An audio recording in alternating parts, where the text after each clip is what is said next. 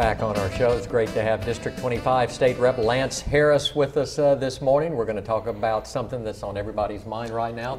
Again, thank you so much for coming. Lance. Yeah. We had you on last night. We appreciate that following the governor's speech. So thanks. We woke him up. He was in a cot in the back. Yeah, that's right. Stayed the night. Yeah. But thanks for having me. Thanks for having me. And we're looking forward to getting down in the special session. Mm-hmm. And I know the governor came out with his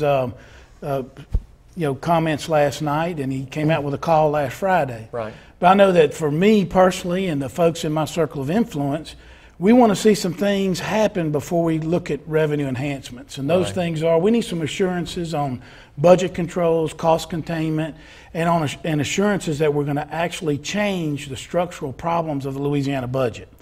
We're tired of coming year in and year out and taking money and throwing it into a bucket that's got a big hole in it. Mm-hmm. And then 3 years later or a year later, you're coming up with the same problems over and over again. So I think what you'll see in this special session is a lot of discussion about what we can do to actually fix it for the long term. Right. And that will include cost containments. It'll include tax reform. It will include pension reform. It will be looking at Medicaid. Because realistically, in the last many, many years, we've only been able to look at a small fraction of the budget and really adjust it. I think now we need to get into every crevice and crack of that budget, drill very far down, make sure your tax dollars are being spent efficiently, and then we fix the structural problems before we come to you, Joe Citizen, and say, give me more money. Oh, absolutely, because I tell you what, if it doesn't get fixed, I want some of it too. Yeah. Give me a contract. Exactly. Yeah. What about all of those contracts? I mean, hundreds of thousands of dollars.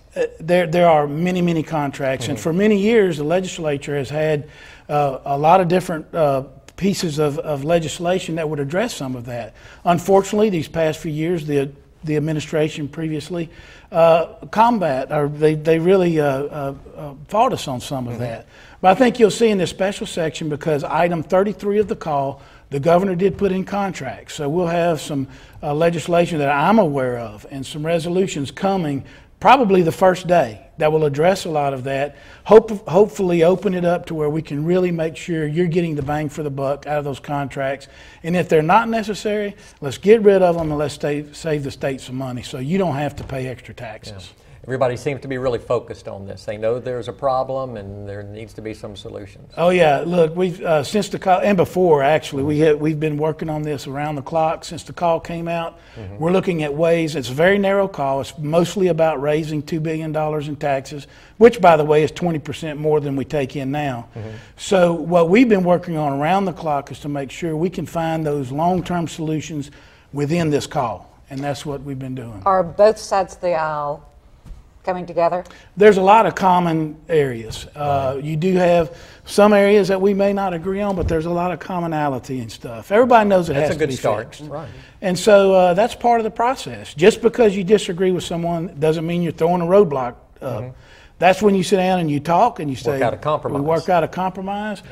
But the compromise has to include fixes for this budget, so I'm not sitting in this studio next year saying we got to cover another deficit, and that's not something we want to do. Is there a way the community can go on a website and see the actual expenses and see some of these contracts see where that money is just funneling outside of the state? You can go to the governor's website, or you go to legislature's website, which is legis.la.gov.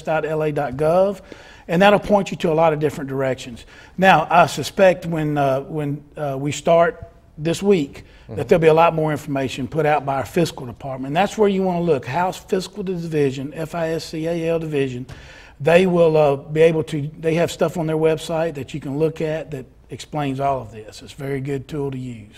And Lance, the special session will run until about March the 9th? That's correct. And then we'll be out for 5 days, and then we go to regular session. And then we go through June. Of a break? And there could be a special after that if we don't get things fixed here. So I'm going to try to make my wife happy for Valentine's tonight, because I leave tomorrow. And you'll have a lot of work to do. That's right. That's exactly right. But look, we're geared and ready. I know our delegation, the Republican delegation, has been working diligently on this.